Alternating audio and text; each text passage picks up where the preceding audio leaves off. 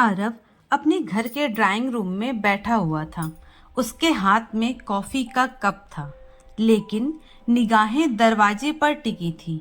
दिल की धड़कनें तेज थी, क्योंकि उसे अभी अभी पता चला था कि उसके घर का इंटीरियर देखने वाली आर्किटेक्ट कोई और नहीं बल्कि अनन्या है। दरवाजा खुलता है। अनन्या अंदर आती है, हाथ में ब्लूप्रिंट और फाइल्स लिए। वह प्रोफेशनल अंदाज में कहती है, मिस्टर आरव, ये आपके घर के लेटेस्ट लेआउट हैं, आप देख लीजिए। आरव चुपचाप उसे देखता रह जाता है। 10 साल बाद वही चेहरा, वही आंखें, लेकिन आज और भी निखरी हुई, मॉडर्न और कॉन्फिडेंट। उसकी नजरें अनन्या पर टिककर रह जाती हैं।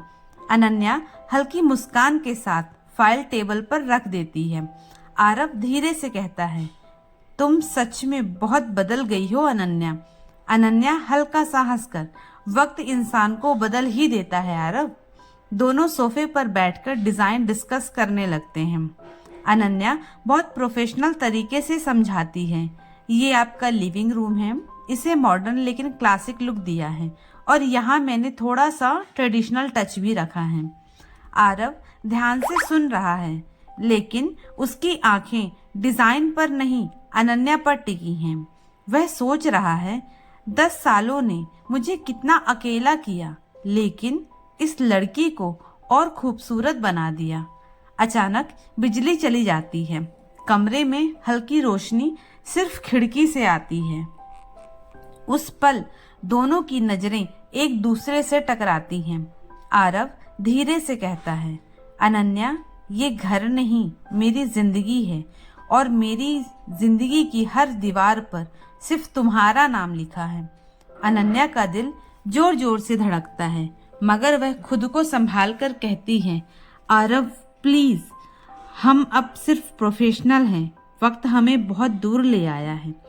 आरव गुस्से में उठ खड़ा होता है। दूर ले आया है? 10 सालों तक जिस मोहब्बत को मैंने जिंदा रखा, उसे ऐसे खत्म कैसे कर दूं? तुम मेरी कमजोरी नहीं, मेरी ताकत हो अनन्या, तुम ही मेरी जिंदगी हो। अनन्या की आंखों में आंसू निकल आते हैं। वह कांपती आवाज में कहती है, आरव, अगर हालात अलग होते तो शायद हमारी कहानी अधूरी न रहती, लेकिन मजबूरियां मुझे आज भी रोक देती हैं।